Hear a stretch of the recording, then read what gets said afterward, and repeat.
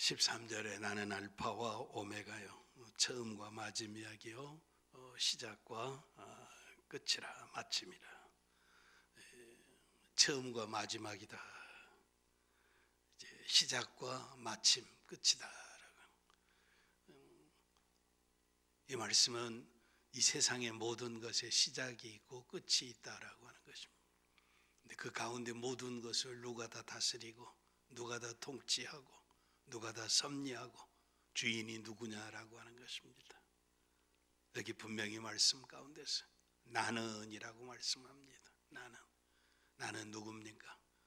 죽었다가 부활하신, 그리고 다시 오실 예수 그리스도 그분이십니다. 그러니까 예수님이 처음이시고 예수님이 마지막이십니다. 그 가운데 있는 모든 것의 통치자가 주님이십니다. 주인이십니다. 그분이 다 이루고 계십니다. 이 주님이 말씀하고 있습니다. 역사상에서 가장 부귀영화를 누리고 행복한 삶을 살았다고 하는 사람은 믿는 사람이나 믿지 않는 사람이나 모두가 다 이야기하는 것처럼 솔로몬 왕을 이야기를 합니다. 망고의 부귀영화를 누린 대명사를 솔로몬이라고 이야기합니다. 예수님 탄생하기 약 1000년 전에 40년 동안 이스라엘의 통일왕국 시대의 세 번째 임금이었는데, 그가 솔로몬 성전을 짓고 솔로몬의 궁전을 지었는데, 이 성전과 궁전이 황금의 집으로 화려하고 장엄한 극치였다. 인생이 만들 수 있는 최고의 화려한 장엄한 집을 짓고 거기 살고 하나님 앞에 예배했다라고 하는 것입니다. 전도서 2장 25절에는 솔로몬이 자신을 이렇게 이야기합니다. 먹고 즐거워하는 일에 누가 나보다 승하랴. 먹고 즐거워하는 일에, 이 세상 살아가는 일에 나보다 더 뛰어난 사람이 어디 있겠느냐. 사실 이런 이야기는 할 수 있는 사람이 많지 않습니다. 그런데 솔로몬이 단호하게 이야기합니다. 나보다 먹고 즐기고 행복하고 이 세상에서 자기 원대로 하는 사람이 어디 있느냐, 있으면 나와 보아라 라고 하는 이야기입니다. 그런데 그 솔로몬이 최후에 죽어가면서 마지막 결론입니다. 그 후에 본즉 내 손으로 한 모든 일과 수고한 모든 수고가 다 헛되어 바람을 잡으려는 것이며 해 아래서 무익한 것이로다. 화려하고 장엄한 성전도 짓고 자기 집도 짓고 먹고 마시고 수많은 처와 첩들을 거느리고 쾌락을 누리고 이 세상의 모든 것을 다 해보았는데 그것이 헛되다. 바람을 잡으려는 것 같다라고 하는 것입니다. 바람은 불어오지만 아무도 바람을 본 사람도 없고 잡을 사람도 없습니다.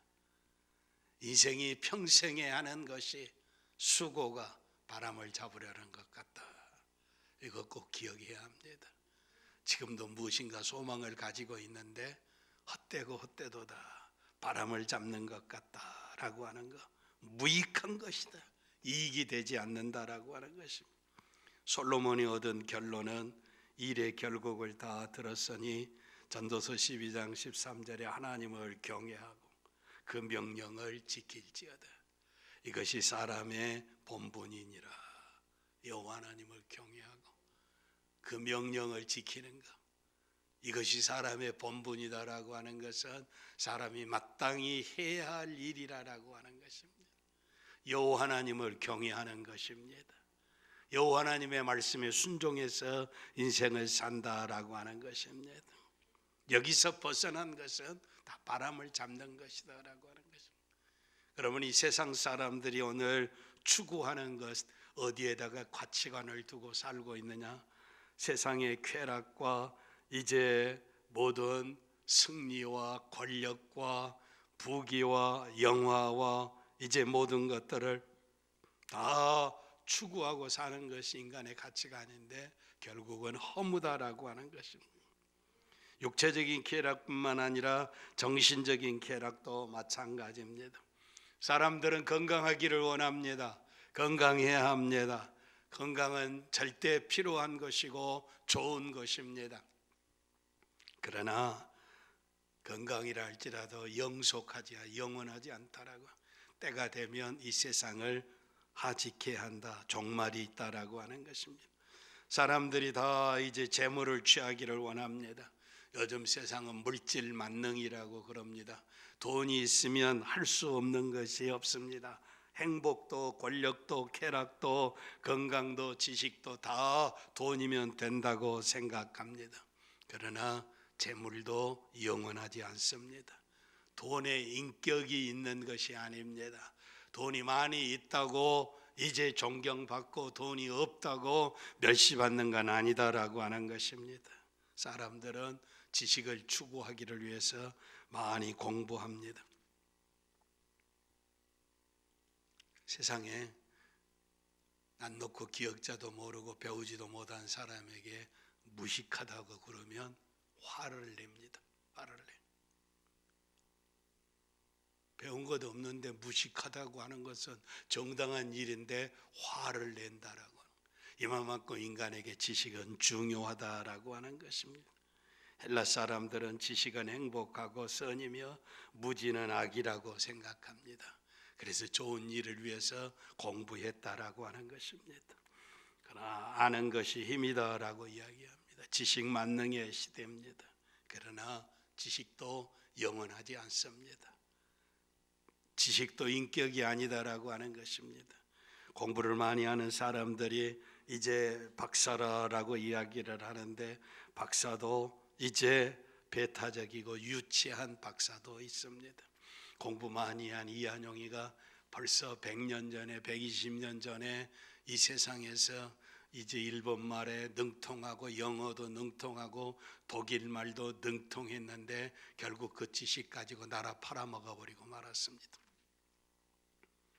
요즘 우리 시대에 우리를 괴롭게 하고 분통 터지게 하는 일은, 어떤 사람은 서울대 법대를 나오고 공부 많이 하고 절대 권력을 가지고 있는데 그가 자기 아들 딸들 공부 많이 시키기 위해서 좋은 대학 들어보내기 위해서 의사 만들기 위해서 이제 만들었는데 가짜 서류를 12가지나 만들어 가지고 학교 입학시키고 온 세상 천지에 웃음거리가 되는 모습을 볼 수가 있습니다.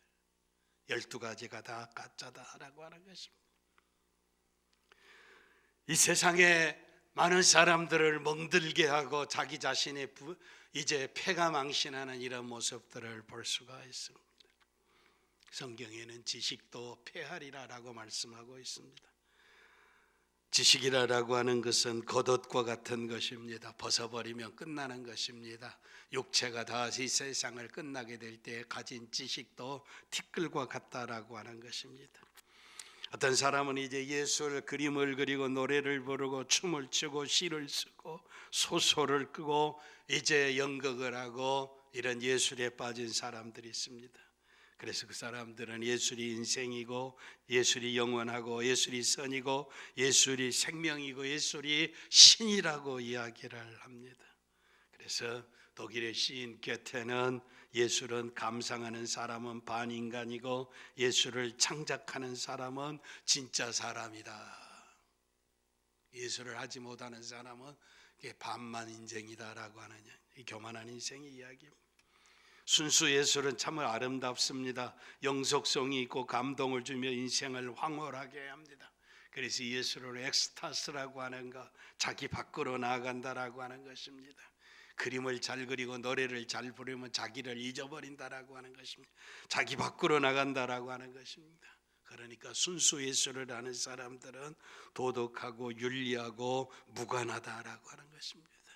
예술의 그림에 이제 음악에 미쳐버리는 사람들은 가정도 돌보지 않고 건강도 돌보지 않고 사회도 법도 무시해 예술이 최고라고 하는 것입니다.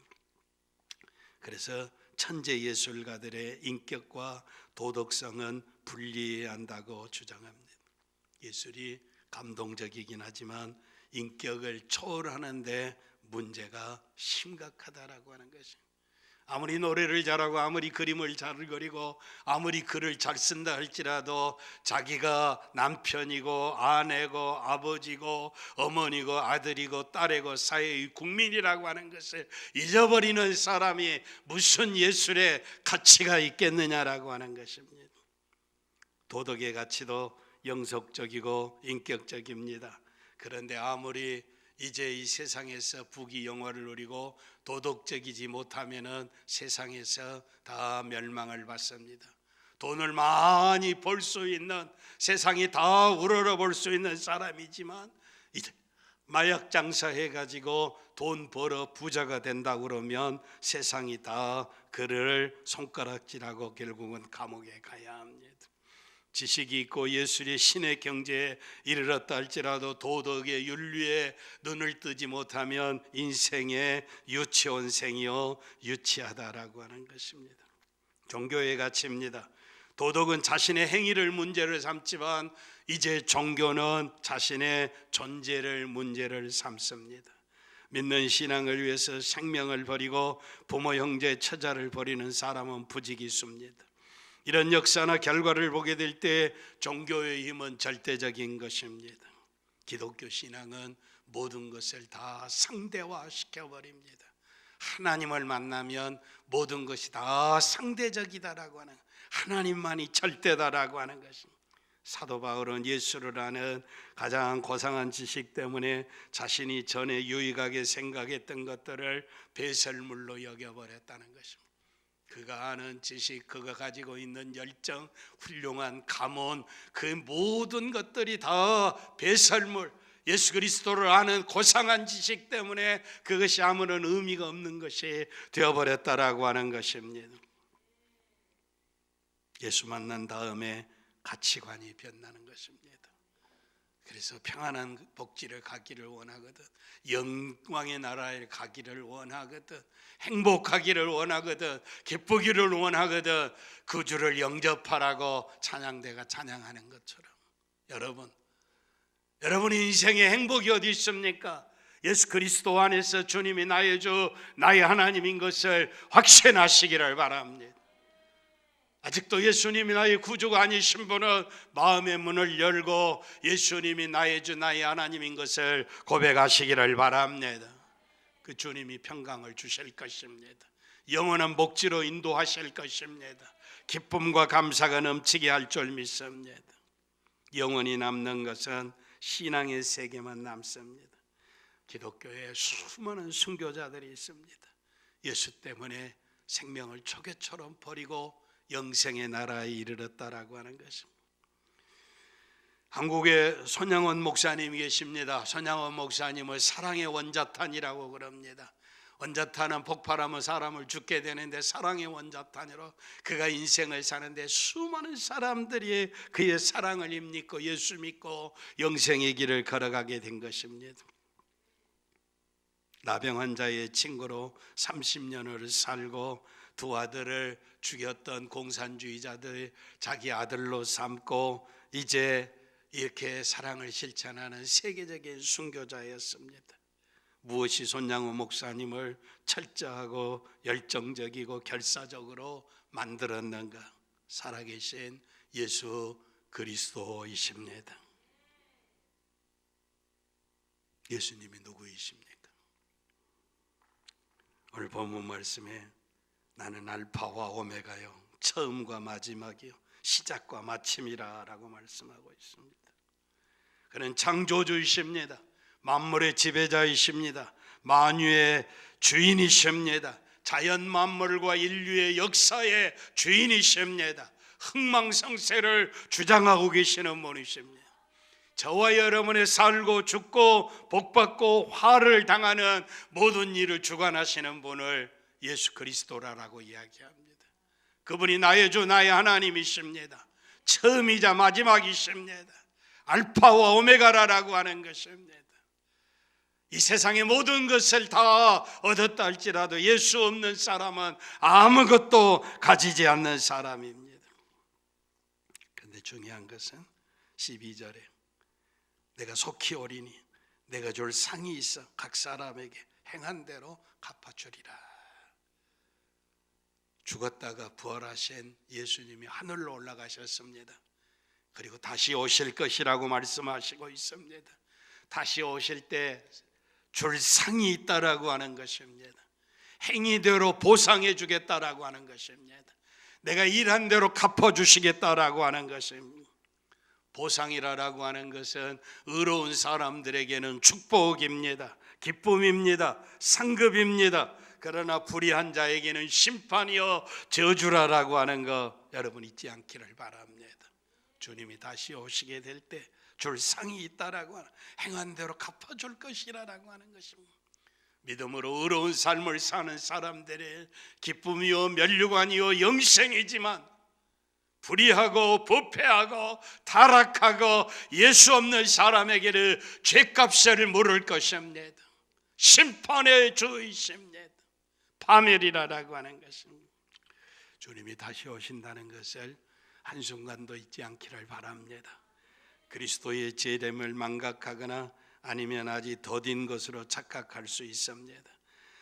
예수님이 이렇게 재림한다라고 하는 것은 예수님이 재림을 연기하신 것이나 예수님이 재림을 잊어버리는 것이 아니라 다만 회개할 기회를 주시기 위해서 기다릴 뿐입니다. 주님이 아직 재림하시지 않았다고 하는 것은 예수 믿고 구원받고 영생의 길을 걸어갈 수 있는 기회를 하나님이 주고 계신다라고 하는 것입니다. 주님은 심판주로 모든 권세를 가지고 다시 오실 것입니다. 예수 믿는 사람들 가운데 주님이 다시 오신다라고 하는 재림을 믿지 않는 사람은 없습니다. 거의 다 믿습니다. 그런데 주님이 다시 오신다는 것을 믿기는 하지만 주의 재림을 준비하고 선한 행실로 덕을 쌓고 영원한 주의 나라를 소망하는 사람은 많지 않다는 것입니다. 등불을 준비하고 기름을 준비하고 신랑을 준비할 자가 많지 않다라고 하는 것입니다. 아는 것과 믿고 생활 속에서 준비하는 경건의 자세와는 전혀 상반된 결과를 가져올 수가 있습니다. 내가 예수를 안다고 재림이 올 것이라고 이제는 알기는 하지만 준비하지 않는 자에게는 문이 닫혀질 수가 있습니다. 불법을 행하는 자들아, 나는 너희를 알지 못한다. 도무지 알지 못한다. 무슨 그런 섭섭한 말씀을 하십니까? 내가 예수의 이름으로 기적도 행하고 병도 고치고 능력도 행하고 주와 더불어 살았는데 나를 모른다고 하니 말이 되십니까? 불법을 행하는 자들이라고 말씀하고 있습니다. 예수 그리스도는 죄와 사망에서 우리를 구원하시려고 영광의 보좌를 버리셨고 십자가를 지시고 대신 죽으심으로 말미암아 누구든지 믿는 자는 영원히 사는 생명을 얻게 됐습니다. 교회의 중심이 예수 그리스도이십니다.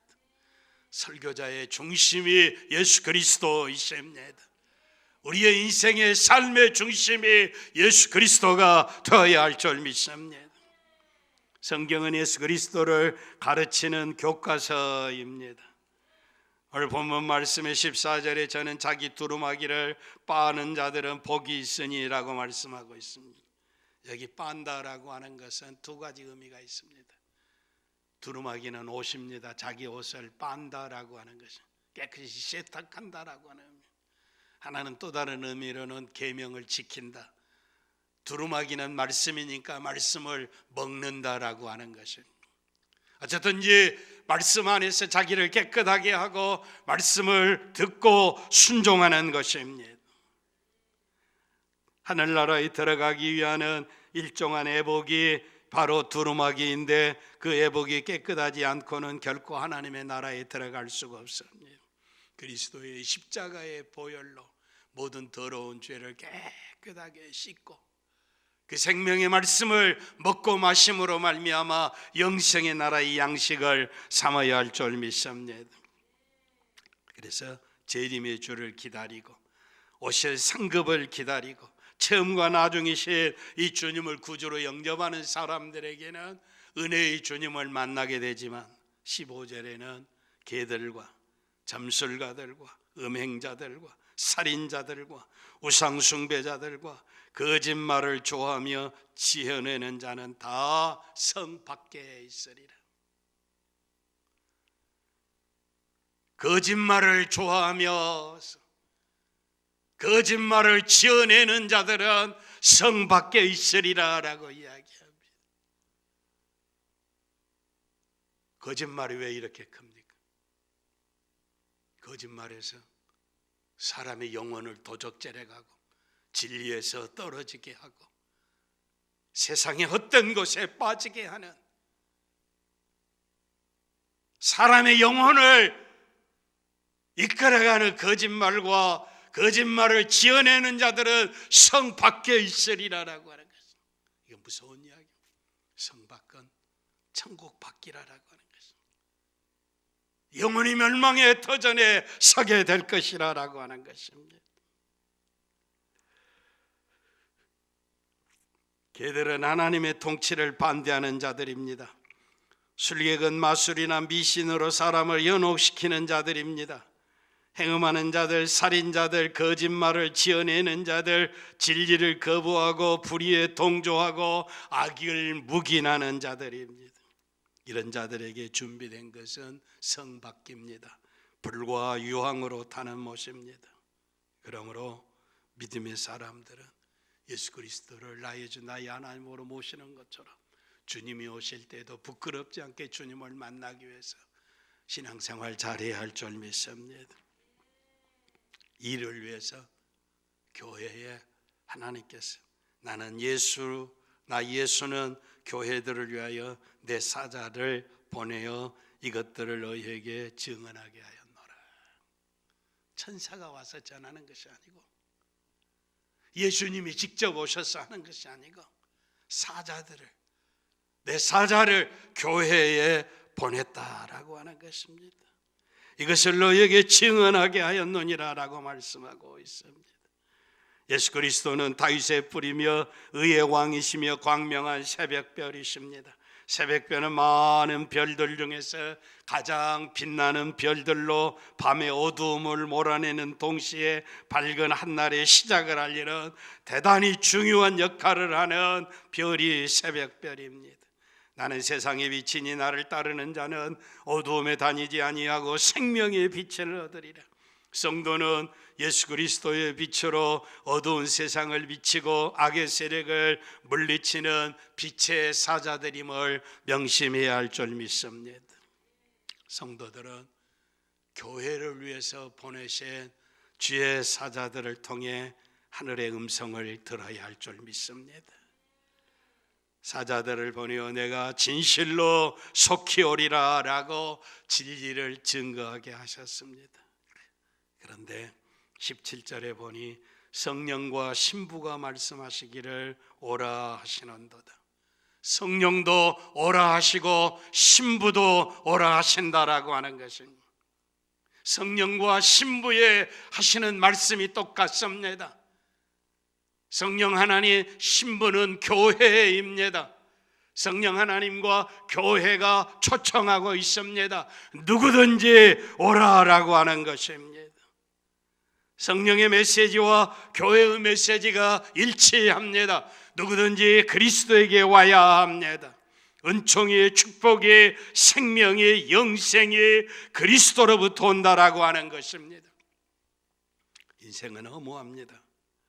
성령은 교회를 탄생하게 하셨고 교회를 성장 발전하게 하셨고 세상의 온갖 핍박으로부터 교회를 보호하셨습니다. 오늘도 성령이 교회를 떠나지 아니하시며 박해 연장 가운데 함께 하심을 전폭으로 신뢰하시기를 바랍니다. 우리를 지키시고 우리를 인도하시고 진리 가운데로 인도하시는 분이 성령 하나님이십니다.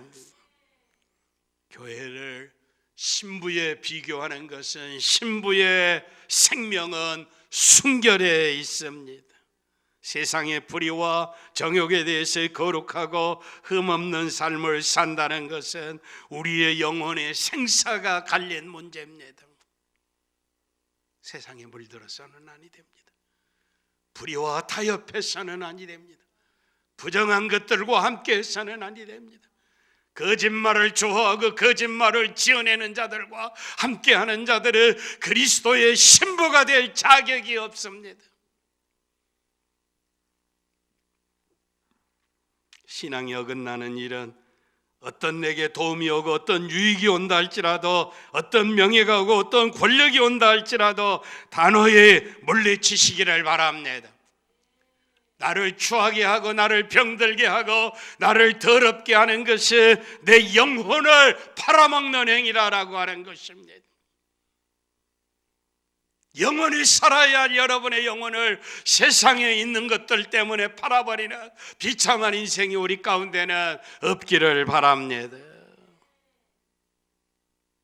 오늘 말씀은 마지막 경고입니다. 하나님의 말씀은 등불이요 빛이요 생명이라고 하는 것입니다. 하나님의 경고를 무시하고 왜곡하고 자기 멋대로 이제 살아가는 사람은 하나님의 진노, 하나님의 심판, 하나님의 멸망을 받게 될 줄 믿습니다. 성도들은 말씀을 지켜 행하고 절대 더하거나 빼서는 아니 될 줄 믿습니다. 진리의 말씀을 겸손한 마음으로 믿고 행하고 전함으로 모든 영광을 하나님께 돌리고 마지막에 기쁜 마음으로 아멘 주 예수여 오시옵소서 주님을 기다리는 성도 되시기를 바랍니다.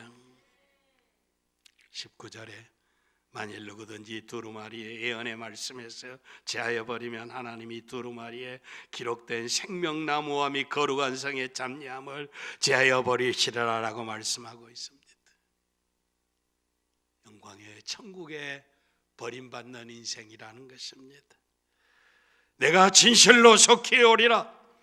예수님이 우리를 데리러 오십니다.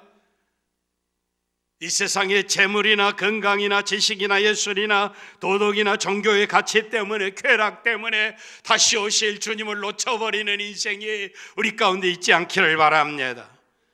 예수님이 처음과 나중이십니다. 예수님이 알파 오메가이십니다. 예수님이 모든 것의 모든 것입니다. 내가 진실로 속히 오리라 라고 말씀하고 있습니다. 속히 오리라라고 하는 말은 현재 시대, 현재, 미래가 아니라 지금 오시고 계신다라고 하는 것입니다. 주님이 지금 오고 계십니다. 주님이 오고 계신다 할 때 내가 할 수 있는 응답 고백은 아멘 주 예수여 오시옵소서라고 하는 이야기입니다. 아람어로 마라나다, 마라나다. 아멘 주 예수 오시옵소서. 23년 전에 1999년 7월 16일 제가 김제희 중앙교회 부임해서 첫 번째 설교를 마라나다라고 설교했습니다. 예수님이 오고 계시니까 아멘 주에 오시옵소서라고 설교하고 있습니다. 이제 제 사역이 끝나갑니다. 최후의 설교일 수도 있습니다.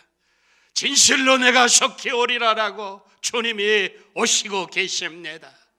우리의 고백은 아멘 주 예수 오시옵소서. 마라나다, 오시는 주님을 만나실 수 있기를 바랍니다. 예수님이 처음이요 나중이십니다. 알파와 오메가이십니다. 우리의 인생의 삶에 다시 오실 주님을 기쁨으로 만날 수 있기를 바랍니다. 예수 안에 행복이 있고 예수 안에 생명이 있는 이 진리를 절대화하시기를 바랍니다. 요즘 현대 사람들의 특징은 분명한 색깔이 없습니다. 예수 믿는 사람 같기도 하고 예수 믿지 않는 사람 같기도 하고, 저 사람이 내 편인가 다른 편인가 분별을 할 수 없는 시대입니다. 부동표입니다. 열정이 없습니다. 사랑하는 성도 여러분, 주님이 나의 주요 나의 하나님이요 처음과 나중이시라면 예수에 미쳐버리시기를 바랍니다. 주님을 뜨겁게 사랑하시기를 바랍니다. 불타는 열정을 가지고 주님을 기다리시기를 바랍니다. 마라나다, 아멘 주 예수 오시옵소서.